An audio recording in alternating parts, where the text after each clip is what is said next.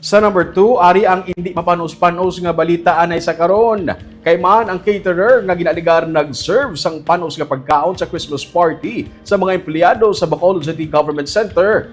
Hindi anay pagbayaran.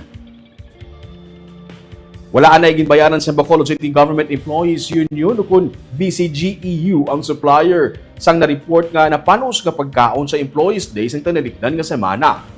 Base sa statement kaging pagwa sang BCGEU President kasi Eri Lagtapon, hindi anay sila magabayad tub-tub.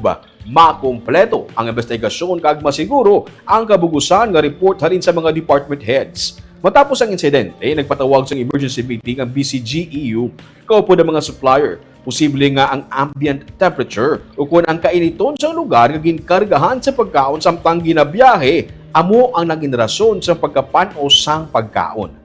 Yara sa 3.2 million pesos ang kabugusan nga budget sa Employees Day kag yara naman sa kapin sa 1.3 million pesos ang gintigana para sa pagkaon sa mga empleyado. Ang among kantidad ginggasto para sa duha ka mga caterers nga ginpili man sang BCGEU.